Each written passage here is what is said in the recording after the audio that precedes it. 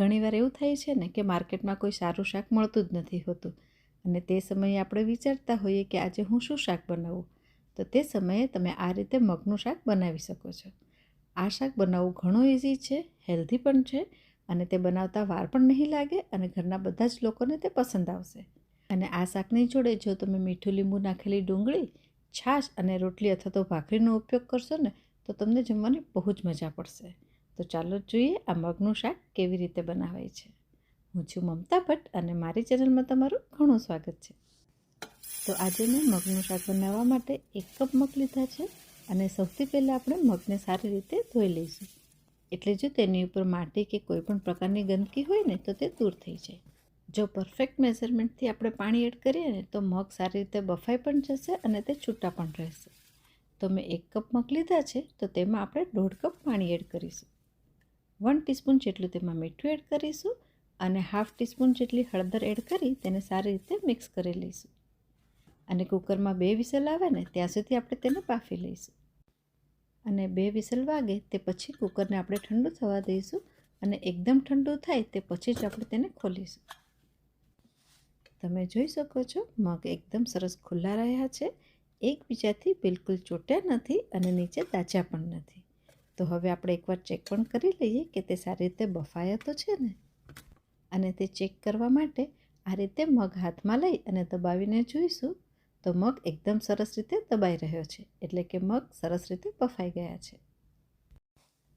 તો હવે આપણે એક પેનમાં લગભગ 2 થી 3 ટેબલસ્પૂન જેટલું તેલ લઈશું અને તે ગરમ થાય એટલે તેમાં એડ કરીશું 5 ચમચી રાઈ, 5 ચમચી જીરું અને લગભગ 5 ચમચી જેટલી હિંગ.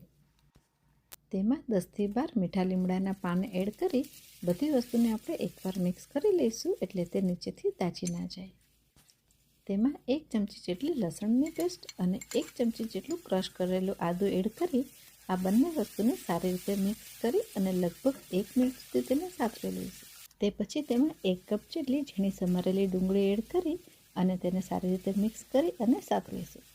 ગેસની ફ્લેમ આપણે મીડિયમ રાખવાની છે અને જ્યારે આ રીતે ડુંગળીનો કલર ચેન્જ થાય તે સમયે તેમાં આપણે અડધા કપ જેટલા ટામેટાં એડ કરીશું, સાથે 1/2 ટીસ્પૂન મીઠું, 1/4 ટીસ્પૂન હળદર અને 1/2 ટીસ્પૂન જેટલું લાલ મરચાંનો પાવડર એડ કરી બધી જ વસ્તુને સારી રીતે મિક્સ કરી અને સાતળી લઈશું.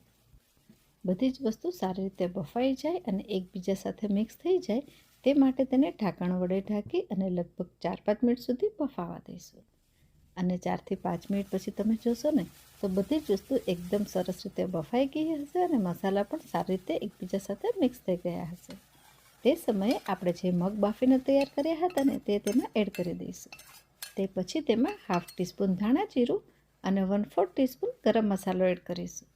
આ ગરમ મસાલાની રેસીપી મેં યુટ્યુબ પર મૂકી છે અને તેની લિંક હું નીચે ડિસ્ક્રિપ્શન બોક્સમાં મૂકી દઈશ, તો તમને જોવામાં આસાની થશે. અત્યારે મગ એકદમ જ કોરા લાગી રહ્યા છે તો આપણે તેમાં 1/4 કપ જેટલું પાણી એડ કરીશું, જેને લીધે મગ અને બાકીના બધા જ મસાલા એકબીજા સાથે સારી રીતે મિક્સ થઈ શકે. ગેસની ફ્લેમ આપણે મીડિયમ રાખવાની છે અને મગને હવે ઢાંકણ વડે ઢાંકી અને લગભગ 4 થી 5 મિનિટ સુધી બફાવા દઈશું, અથવા તો ત્યાં સુધી બફાવા દઈશું કે તેમાં રહેલું બધું જ પાણી જતું રહે. એટલે કે હવે સમય થઈ ગયો છે ગેસની ફ્લેમ બંધ કરવાનો. તે પછી તેમાં એડ કરીશું ઝીણી સમારેલી કોથમીર, 1 લીલું મરચું જે બિલકુલ જ ઓપ્શનલ છે અને સાથે થોડો લીંબુનો રસ. અને પછી બસ સારી રીતે બધી જ વસ્તુને મિક્સ કરી લઈશું. હજુ સુધી ચેનલને સબસ્ક્રાઈબ ના કરી હોય ને તો જરૂર સબસ્ક્રાઈબ કરજો અને વિડીયોને લાઈક અને શેર કરવાનું બિલકુલ ના ભૂલતા. સુગંધી બહુ જ સરસ આવી રહી છે તો ટેસ્ટ તો કરવો જ પડશે.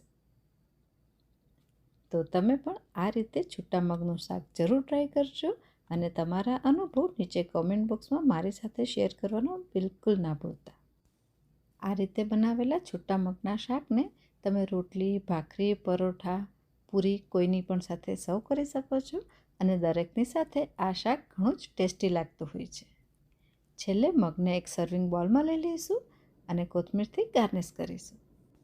તો તમે પણ આ રીતે મગનું શાક જરૂર ટ્રાય કરજો અને તમારા અનુભવ નીચે કોમેન્ટ બોક્સમાં મારી સાથે શેર કરવાનું બિલકુલ ના ભૂલતા. ફરી મળીશું એક નવી રેસીપી સાથે અને ત્યાં સુધી bye. Cook tasty, stay healthy. Thank you.